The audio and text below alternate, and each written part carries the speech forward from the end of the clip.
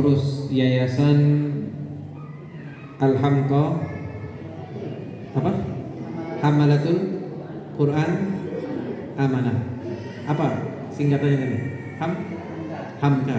Oh, Hamka.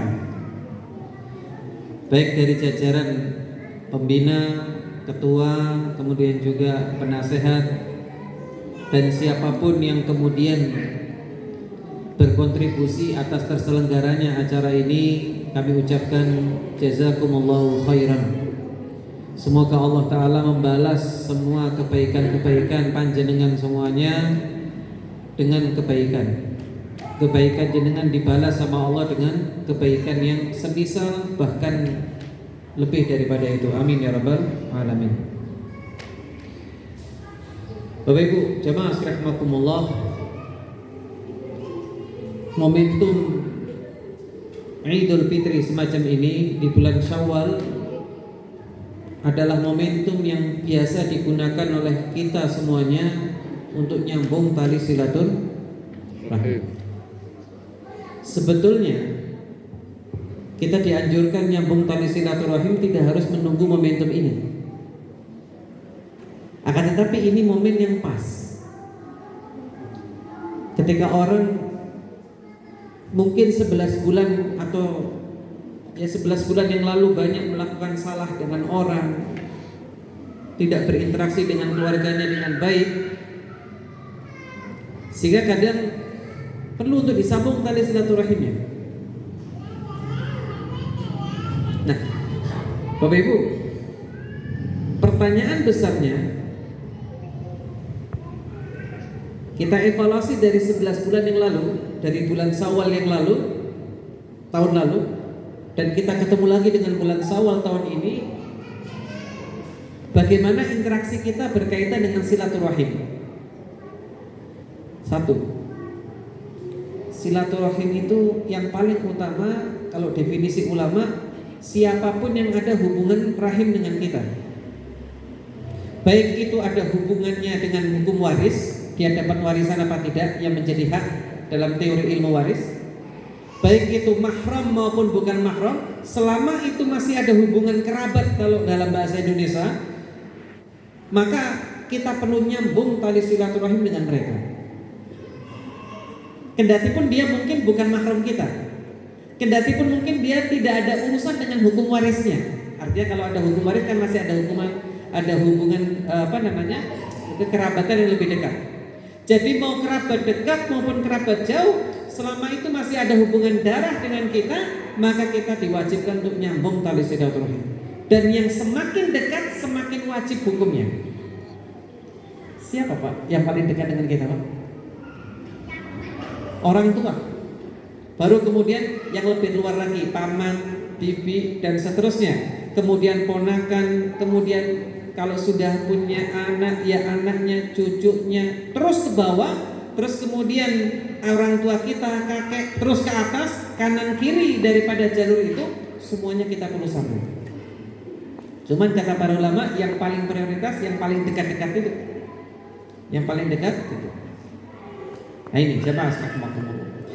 Kenapa ini menjadi hal yang harus kita ingatkan setiap tahun dengan momentum silaturahim semacam ini?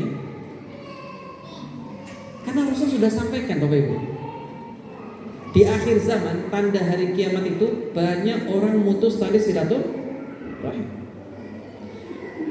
Anak dengan orang tuanya, saudara dengan saudaranya, mutus tali silaturahim. Tidak saling tegur sapa lagi, tidak mau datang ke rumahnya lagi. Enggak, saya kan kakak nomor 1, yang muda datang kepada yang tua. Subhanallah. Kenapa kita harus batasi pekerjaan mulia ini dengan apa? Dengan urusan strata berdasarkan urutan kelahiran gitu. Kan muncul di masyarakat begitu Pak. Yang tua itu didatangi, yang muda datang kepada yang tua. Betul, tidak salah itu. Memang orang yang memiliki usia lebih dibandingkan dengan kita itu punya hak lebih memang dalam syariat. Iya. Tapi kalau kita menunggu yang seperti itu, lalu kemudian kita tidak nyambung kepada adik kita, tidak nyambung kepada keluarga yang lainnya, tidak pernah mendatangi keponakannya, tidak. Bagaimana kita bisa tahu mereka sedang ada ada yang dibutuhkannya kalau kita nggak pernah berkunjung ke rumahnya. Maka kita mau belajar di kesempatan ini, jamaah rahimakumullah. Nanti kita akan sampaikan tentang keutamaan tali silaturahim, dan kita tutup dengan hal yang paling penting dalam menyambung tali silaturahim, yaitu memaafkan kesalahan orang. Saya akan awali dengan sabda Rasulullah Shallallahu Alaihi Wasallam, "Man ahabbu ayyubsata lahu fi rizqi wa yunsa'a lahu fi athari falyasil rahimah," kata Rasulullah. Barang siapa ingin dimudahkan rezekinya dan dipanjangkan umurnya. Bapak Ibu, saya mau tanya, kenapa Rasul menyebutkan Allah ngasih kesempatan orang dikasih dua hal ini, Pak? Urusan nyambung tali silaturahim, kenapa tidak langsung dikasih surga? Kendati pun nanti ada dalam hadis atau ayat yang lain. Tapi dalam konteks ini Rasul ingin sampaikan kepada kita, Allah akan, barang siapa ingin dilapangkan rezekinya dan dipanjangkan umurnya. Kenapa? Kira-kira kenapa? Jemaah, kira-kira kenapa? Kenapa Allah tidak langsung katakan siapa yang nyambung tali silaturahim akan masuk surga? Betul, dalam hadis yang lain begitu. Dan siapa yang mutus tidak akan masuk surga. Tapi dalam konteks hadis ini kenapa Rasul sebutkan dua keutamaan ini? Karena biasanya orang kalau mau nyambung tali silaturahim alasannya dua ini, Pak. Gak mau nyambung itu alasannya karena dua ini, Pak. Contoh, seorang anak yang sudah merantau, hidupnya sudah settle, enak semuanya, ditelepon sama bapak dan ibunya, "Nak, kapan pulang, Nak?" "Sebentar, Bah, sebentar. Ini urusannya masih repot ini. Gak ada waktu."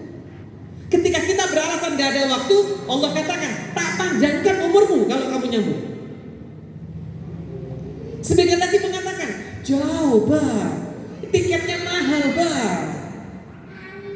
Umi, tiketnya mahal ini kalau pulang." Allah katakan apa? "Sambungan tali silaturahim, tak kasih rezekimu."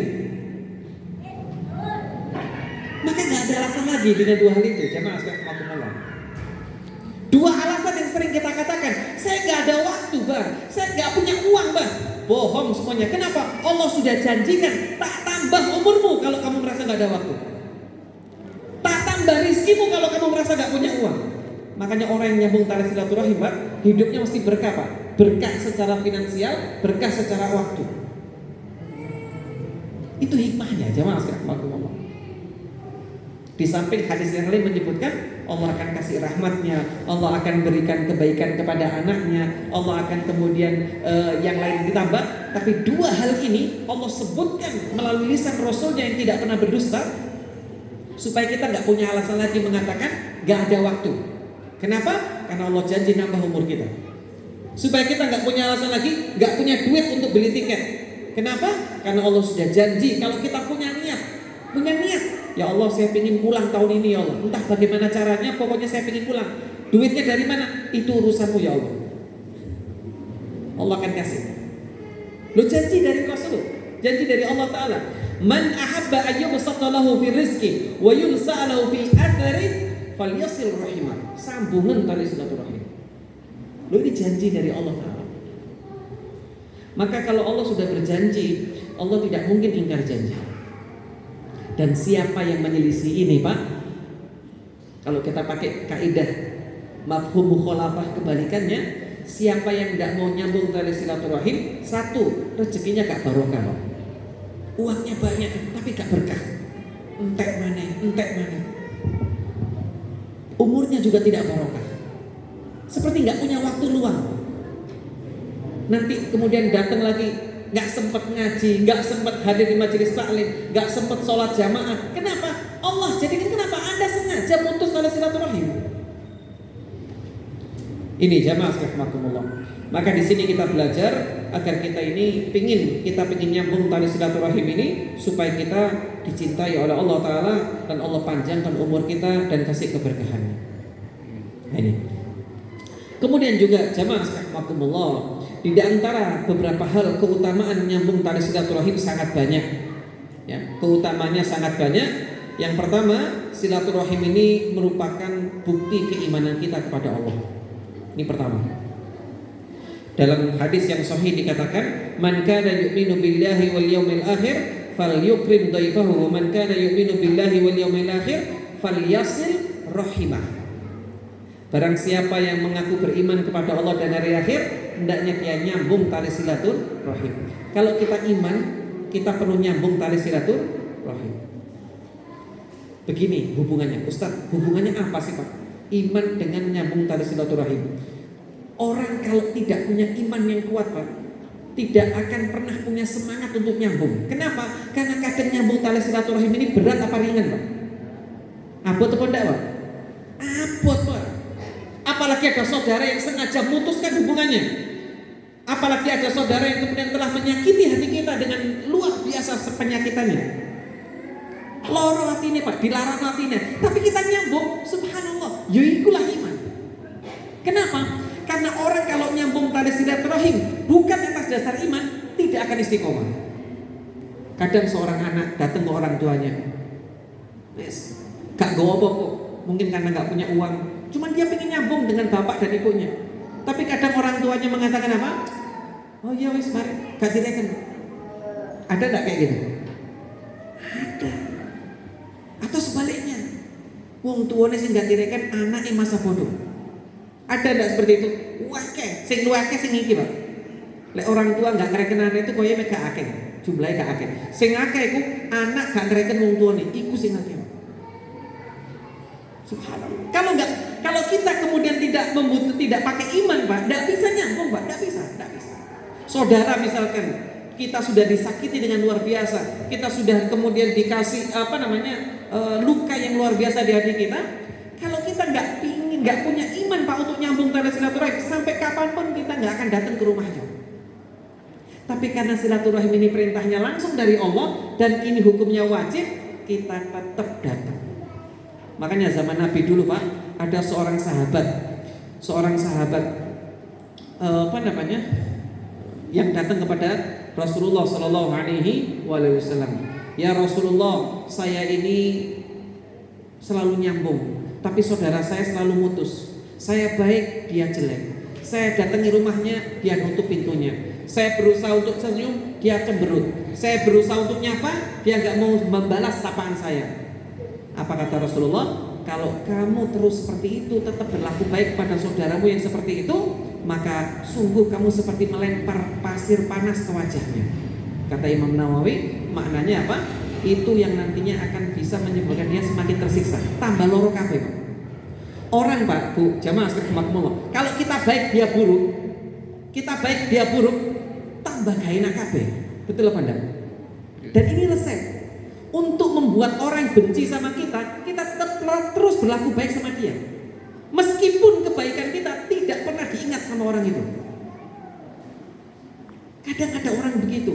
Kita baik gak direken, kita sudah nyambung gak kemudian diperhatikan. Itulah iman. Makanya butuh iman.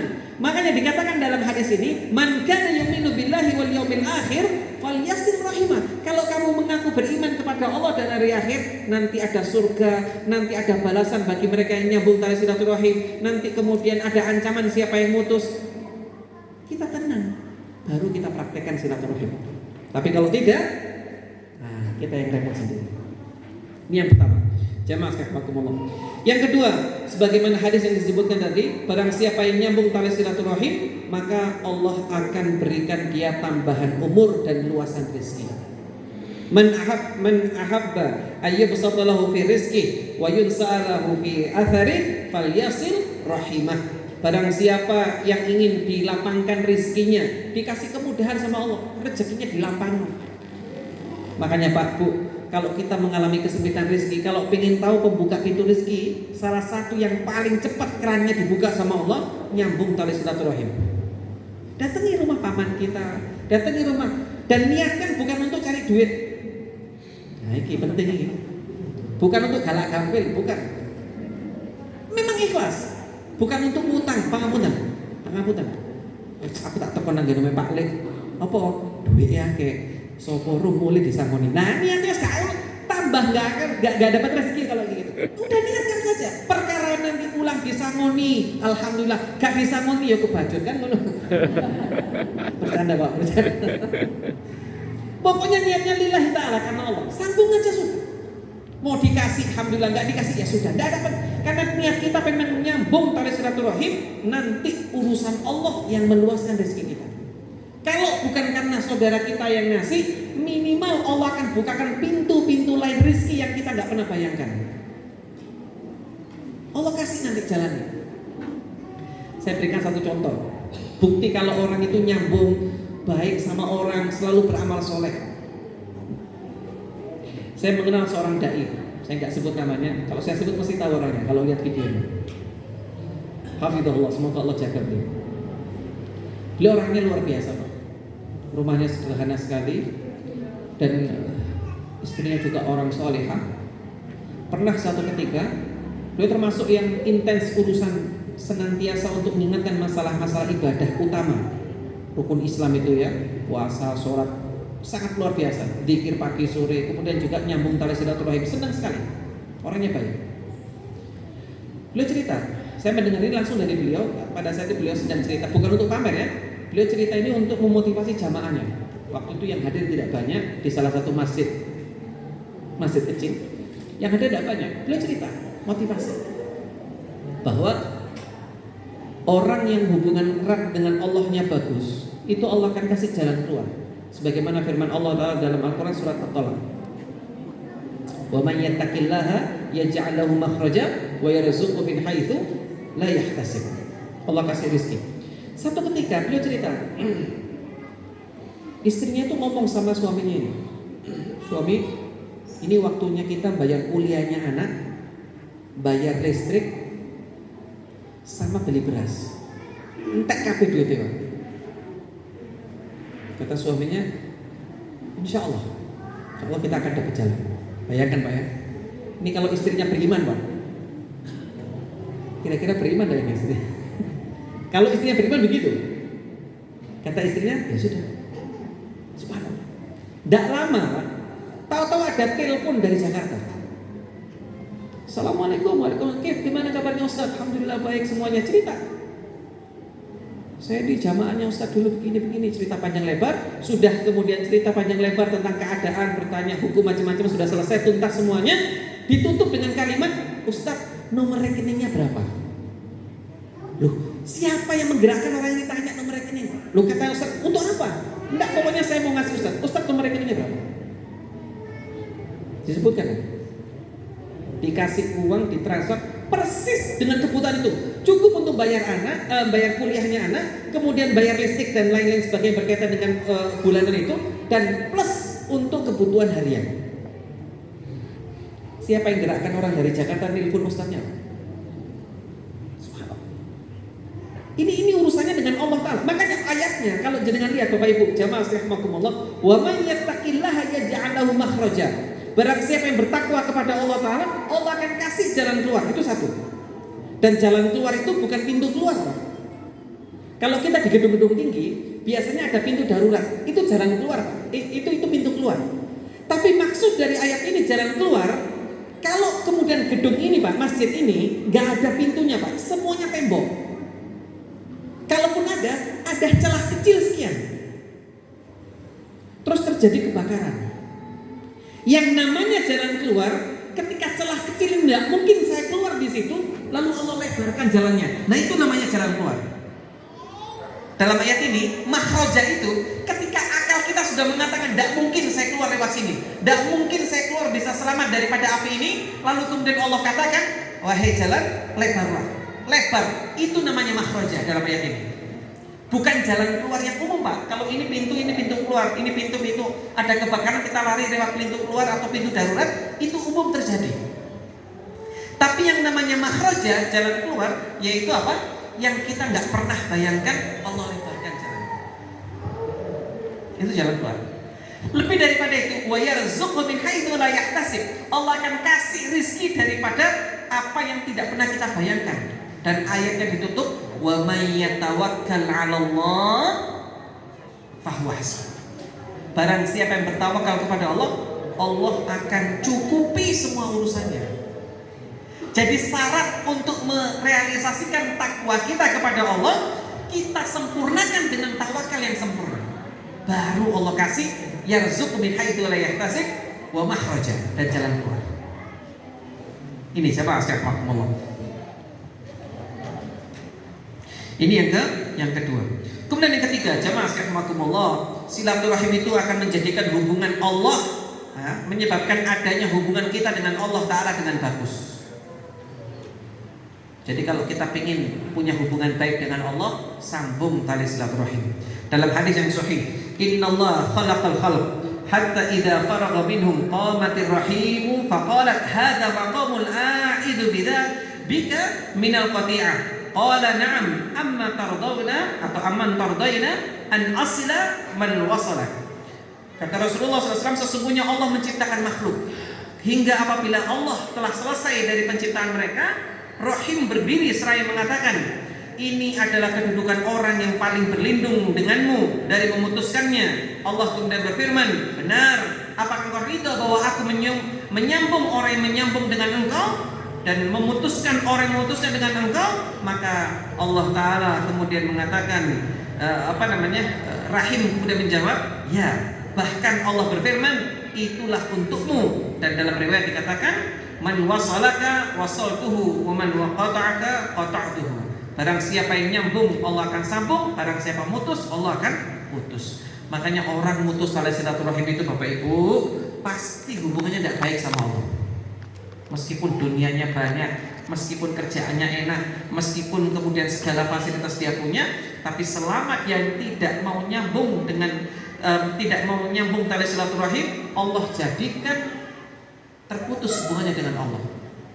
Ustaz, terputus hubungannya dengan Allah itu bagaimana? Allah jadikan makhluk itu sibuk dengan perkara-perkara tidak penting sehingga dia lalai dalam kewajibannya. Lalai sholatnya, lalai ngajinya, lalai majelis taklimnya, lalai ngurusi anaknya, dibikin lalai semuanya sama Allah. Waliyadzubillah. Ini jamaah sekalian. Kemudian juga diantara faedahnya nyambung tali silaturahim, ini menjadi sebab orang itu bisa masuk dalam surga. Ta'budullah wa la tusyriku bihi syai'an wa tuqimas shalah wa tu'tiyaz zakat wa tasilur rahim. Pernah suatu ketika Rasul ditanya oleh sahabat mulia, ada seorang laki-laki tanya, ya Rasulullah, ceritakan kepadaku amalan apa yang paling gampang memasukkan orang dari surga dan menjauhkan dari neraka. Yang pertama, jangan syirik. Yang kedua, mendirikan sholat. Yang ketiga, menunaikan zakat. Yang keempat, nyambung tali silaturahim. Maka siapa yang ingin masuk dalam surga, hendaknya dia nyambung tali silaturahim. Itu diantara beberapa keutamaan dan faedah daripada nyambung tali silaturahim. Kalau kita sebutkan banyak, Bapak Ibu, banyak. Dan bentuk nyambung tali silaturahim itu apa? Yang pertama, saling mendoakan. Yang kedua, mengunjungi rumahnya. Ini dikondisikan ya, sesuai dengan waktunya. Yang ketiga, ikut pengajian-pengajian yang diadakan di lingkup keluarga. Saya menyarankan kalau bisa keluarga-keluarga besar itu punya waktu khusus untuk kajian keluarga. Misalnya keluarga siapa di sini? Keluarga besar siapa gitu? Pokok siapa?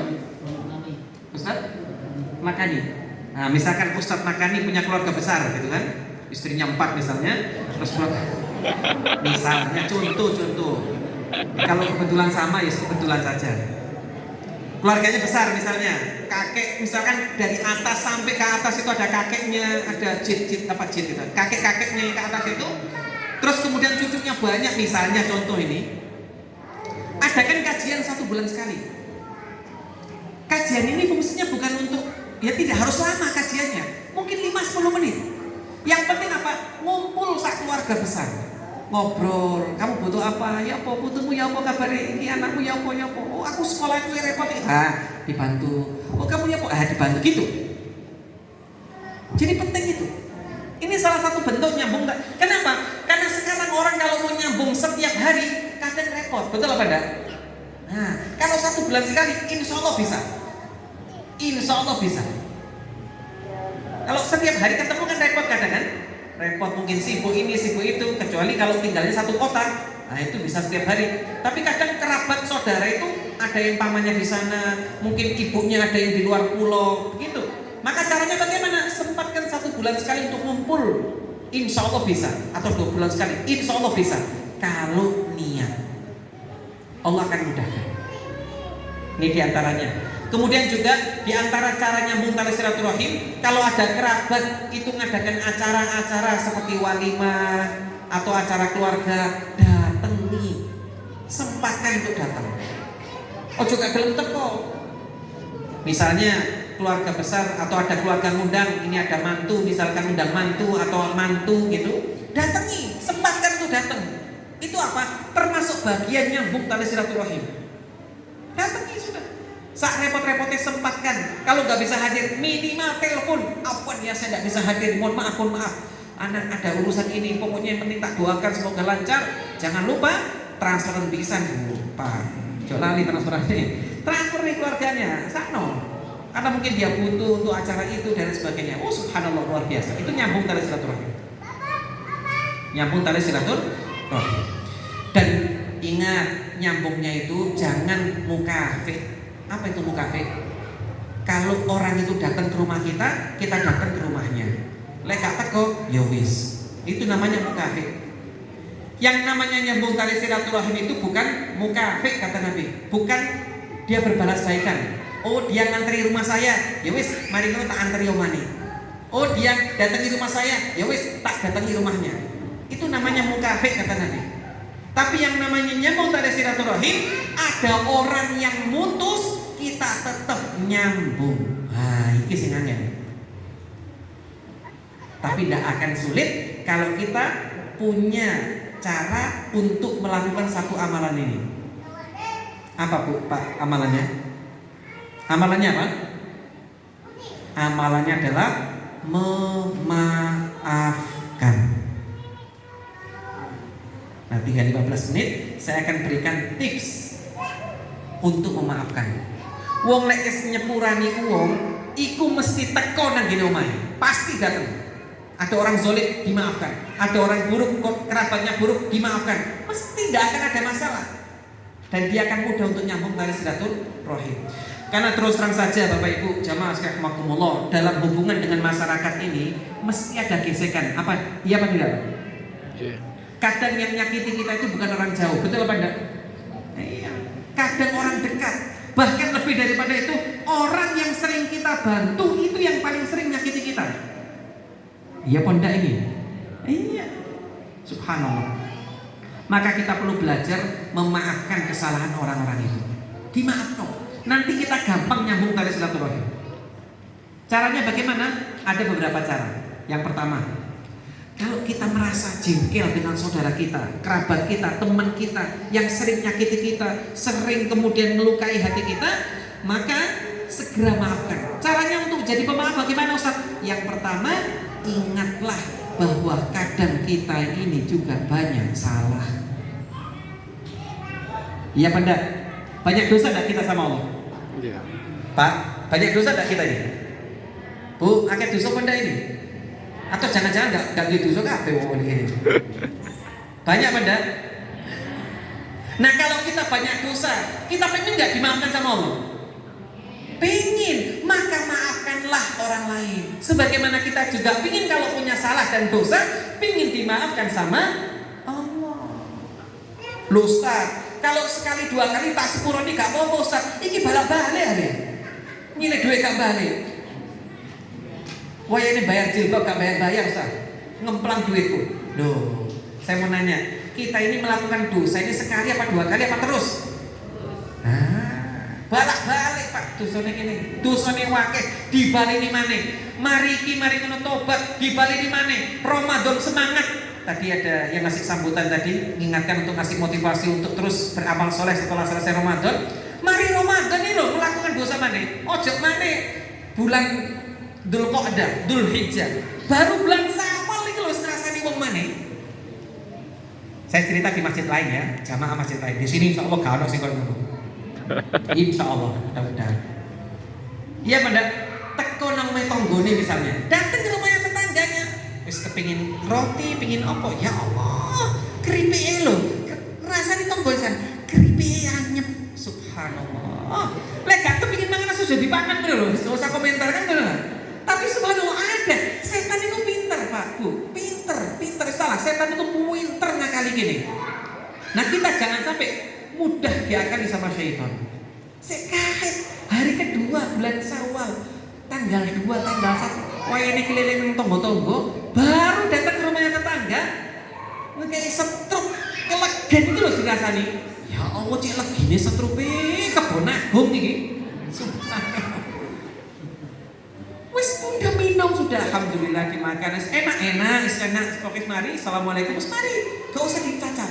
Kalau ndak suka, ndak usah dimakan. Teko nang metonggone, aduh ketemu rengginan maneh.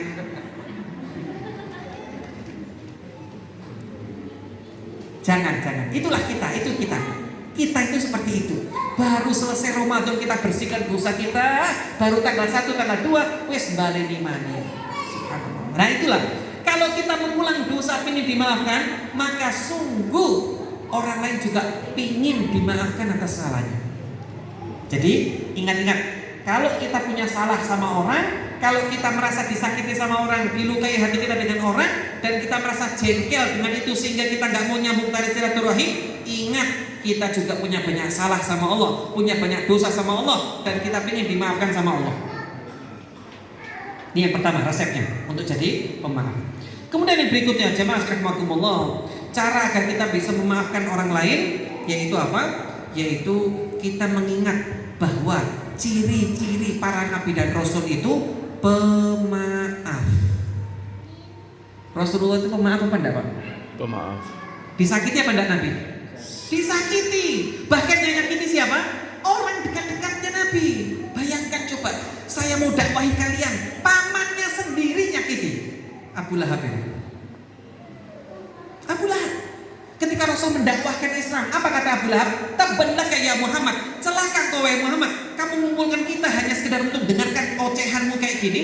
Allah jawab dengan surat Al-Lahab itu, Tabbat yada Abi Lahabim wa tab, dan seterusnya.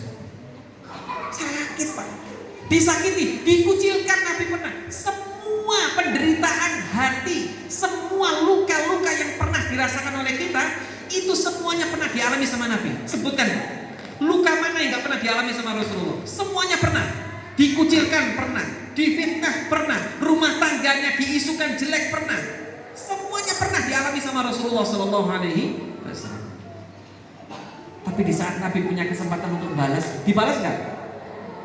Ketika Fathul Mekah, kemenangan ada di tangan Islam, seluruh musyrikin ketakutan luar biasa, sampai ada sahabat itu datang melewati orang-orang musyrik itu mengatakan, hadal yaumul malhamah, hari ini adalah hari penumpasan darah dibalas darah. Ini kata sebagian sahabat. Rasul dengar kalimat itu, apa kata Rasul? La hadal yaum hadihi, yaitu yaumul marhamah, ini adalah hari kasih sayang, gak ada tumpahan darah. Fathul Mekah punya kesempatan untuk balas, tapi Nabi lebih memilih untuk memaafkan. Makanya musyrikin saat itu dikumpulkan di depannya Ka'bah, lalu kemudian Rasulullah mengatakan kepada mereka semuanya, Rasul mengatakan, kira-kira apa yang akan aku lakukan kepada kalian? Musyrikin itu takut, wedi, kok ya bakal dipateni Muhammad ini. Apa kata Rasulullah? Hari ini aku akan memperlakukan kalian sebagaimana Yusuf memperlakukan saudara-saudaranya. Nabi Allah Yusuf Pak disakiti sama siapa Pak? Sama sih Kakak. dulure dewe Pak, loro Pak. Orang yang menyakiti paling berat itu lek sing nglarang atine awake dhewe, dulure dhewe loro Pak atine Pak. Lu lek wong liya mari Pak gak ketemu maneh di rumah, gak ketemu maneh. Tonggo misalkan tetangga itu nyakiti kita masih bisa bertahan. Kenapa? Mlebu mau wis lali mbek tonggo. Tapi orang yang satu rumah dengan kita, satu darah dengan kita, satu bapak dengan kita, bayangkan coba. Tapi ketika saudara-saudara Yusuf, ketika Nabi Allah Yusuf jadi menteri, tadi sempat dinukilkan kisahnya sekilas oleh Pak Profesor tentang bagaimana Nabi Allah Yusuf menjadi menteri mengasih solusi atas terjadinya musibah caklik panjang selama 7 tahun itu. Ketika beliau sudah jadi menteri, punya kedudukan, punya kesempatan untuk balas keburukan saudara-saudaranya,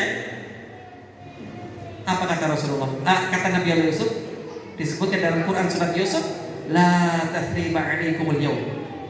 Hari ini nggak ada lagi pelecehan, nggak ada lagi meremehkan. Maka Rasul ingat kejadian Nabi Allah Yusuf, ingat saudaranya yang bernama Yusuf alaihissalam.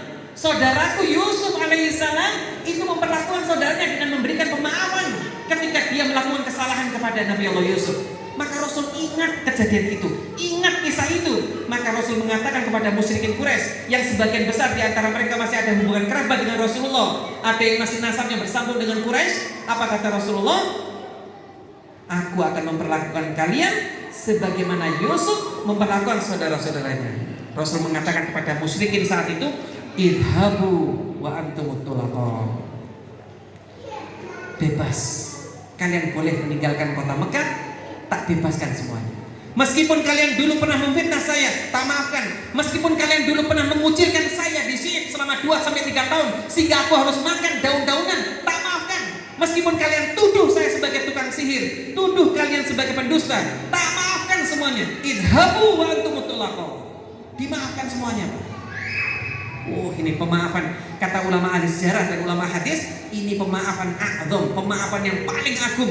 Di saat kita sanggup untuk balas keburukan saudara kita, tapi kita lebih milih untuk memaafkan saudara kita. Bapak Ibu, ini para nabi dan rasul. Muridnya Nabi itu juga sama, Pak. Ketika disakiti, Ustaz, itu kan Nabi, Ustaz. Yo iso ae Nabi sabar kaya ngono. Lah wae kan kudu Nabi, Ustaz. Tak kasih contoh bukan Nabi. Kalau tadi contohin Nabi, para sahabat juga melakukan yang sama persis seperti Nabi, Pak. Siapa diantaranya? Yaitu sahabat mulia Abu Bakar As-Siddiq. Saya sebutkan 2 kisah sahabat saja. Tinggal 4 menit soalnya. Yang pertama kisah sahabat Abu Bakar As-Siddiq. Bapak Ibu masih ingat ya? Ketika Rasul difitnah rumah tangganya oleh orang-orang munafik, dituduh Ibunda Aisyah itu selingkuh, beritanya tersebar. Ada seorang sahabat yang ikut-ikutan mencela Ibunda Aisyah. Mungkin karena terpengaruh dengan orang-orang munafik, ikut-ikutan menyebarkan berita fitnah itu. Lalu ketika Allah membersihkan nama Ibunda Aisyah, bahwa Ibunda Aisyah bersih dari tuduhan selingkuh macam-macam, Abu Bakar itu sempat marah kepada sahabat itu. Kenapa? Karena sahabat ini yang namanya Mistah itu kerabatnya Abu Bakar. Dan dia ini termasuk yang dibantu kehidupannya sama Abu Bakar. Kalau bahasa kita, yang membantu secara finansial itu Abu Bakar. Kok ya nemen melo-melo memfitnah anaknya Abu Bakar? Kan Aisyah itu anaknya Abu Bakar yang merupakan istri Nabi. Abu Bakar ketika dia tahu bahwa dia ikut-ikutan memfitnah, Abu Bakar itu bersumpah atas nama Allah Ta'ala. Demi Allah, saya tidak akan pernah bantu Mistah lagi. Sehingga kalau ada saudara marah ketika kemudian disakit itu wajar apa enggak, Pak? Wajar. Wajar. Memang kita ini berat. Abu Bakar levelnya imannya sudah kayak gitu marah. Lo jelas marah. Satu, anaknya istri Nabi, gak pantas istri Nabi difitnah kayak gitu. Yang kedua, ini anak kandungnya, ya apa itu? Abu Bakar merasa tersakiti saat itu. Tapi Allah ingin ajarkan hal yang lebih indah daripada sekedar membalas. Allah sebutkan di dalam Al-Quran, surat An-Nur ayat nomor 22. Wala ya'tawil ulul fadli minkum was-sa'ah. Janganlah salah seorang di antara kalian yang punya kelebihan harta secara finansial di antara kalian ayyutu ulil qurba, yang dia bersumpah tidak mau ngasih lagi karib kerabatnya, wal masakin, orang-orang miskin, wal muhajirin, dan orang yang berhijrah di jalan Allah Ta'ala fi sabilillah, wal ya'fu wal yasfahu. Kalau terjemahnya, lebih baik kamu memaafkan dan berlapang dada. Ala tuhibbunallaha yaghfirallahu lakum wallahu ghafurur rahim. Apakah kamu gak ingin Allah mengampuni dosamu, memaafkan kamu? Sesungguhnya Allah Maha Pengampun lagi Maha Penyayang. Ayat ini turun berkaitan dengan kisahnya Abu Bakar tadi itu, gak mau maafkan Mistah tadi. Wal ya'fu wal yasfu.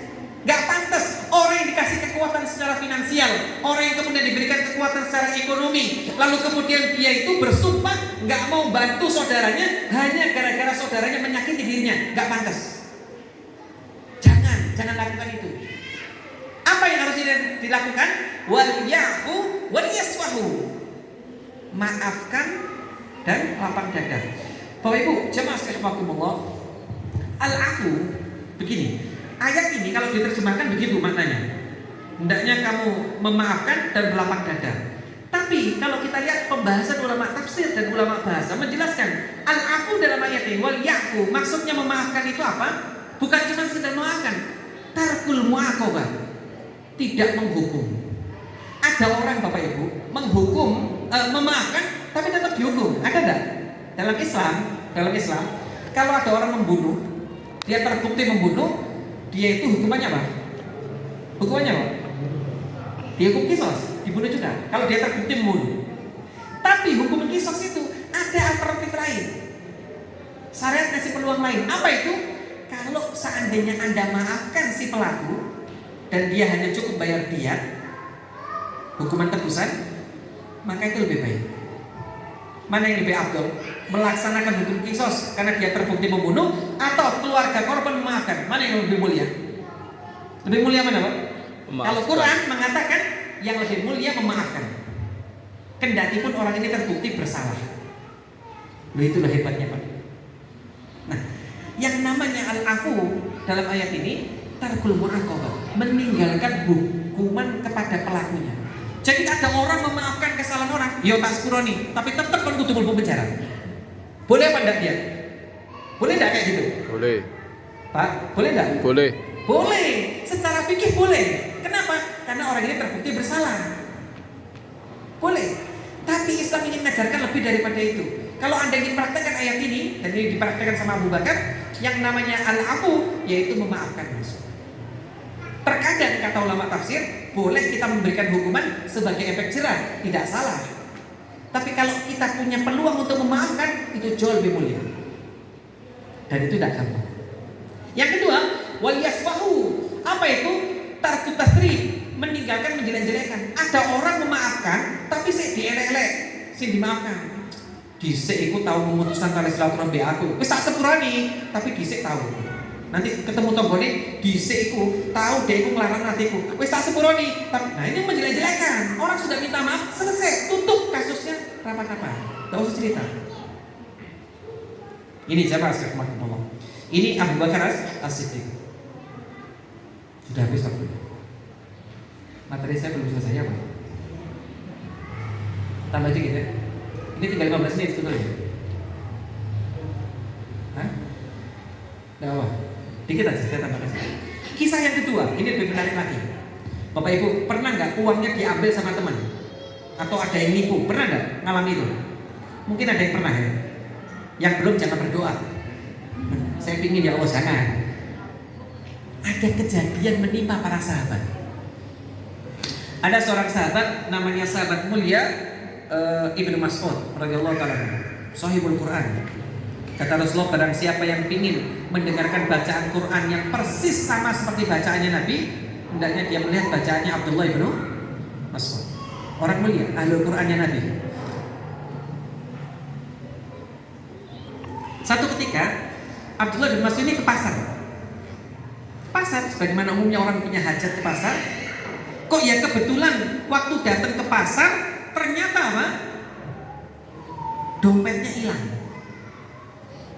Jadi malingnya kok kena-menen nyolong duitnya sahabat gitu. Mbok golek liyane kan ngono. Nyuri duitnya sahabat. Wah, itu orang sak pasar, Pak. Waktunya beliau membayar ternyata uangnya hilang. Sak pasar itu nyumpahin si pemimpin. Mudah-mudahan begini kan, dikatakan begitu kan, Pak? Pangapunten kalau saya contohkan hal sederhana, di masjid ada sandal hilang. Kira-kira dumone wong sing kehilangan sandal ya, Pak? Mudah-mudahan pencurinya ketabrak. Ya Allah, sandal jepit piro regane wong sampai ketabrak.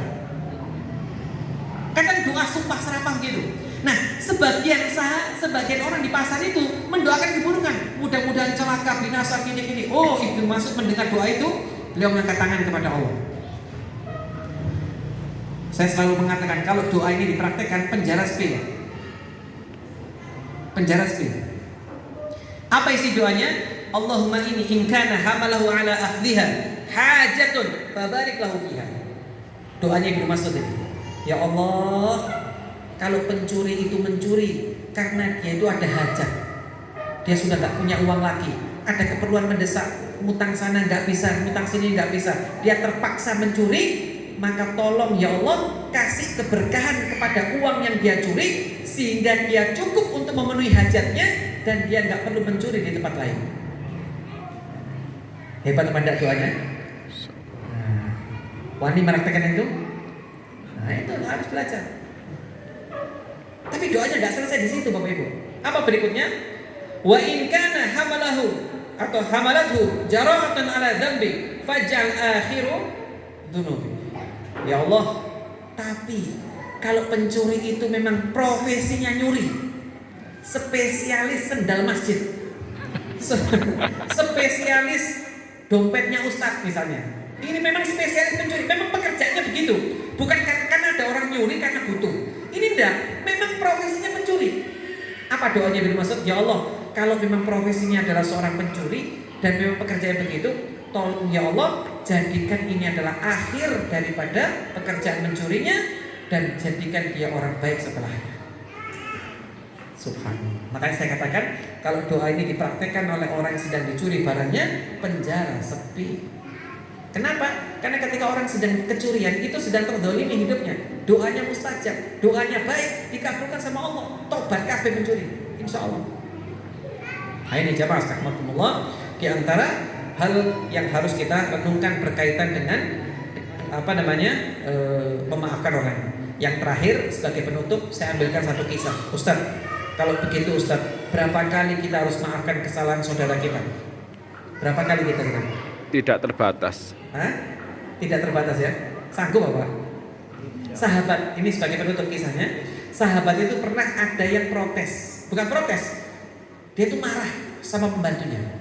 Dia itu punya pegawai di rumahnya, itu kalau kerja, kalau bahasa kita sekarang, bahasa manajerialnya, itu gak profesional. Ya kadang piring pecah, gelasnya pecah, gak profesional lah.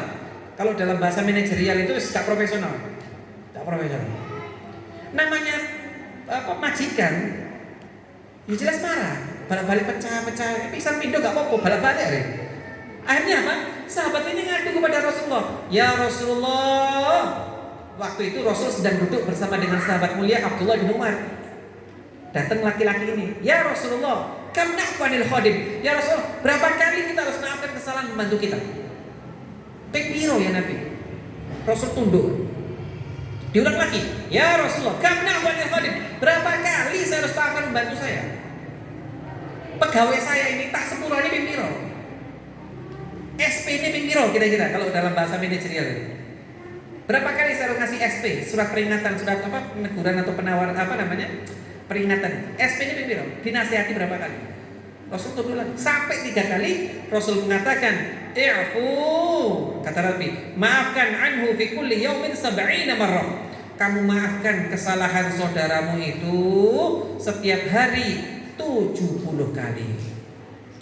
Jadi kalau piring di rumah pecah siji, seono 69 piring. Mungkin itu yang bisa disampaikan. Masih ada waktu kurang lebih sekitar 10 menit. Kalau ada yang mau didiskusi ditanyakan silahkan. Kalau tidak ada saya cukup.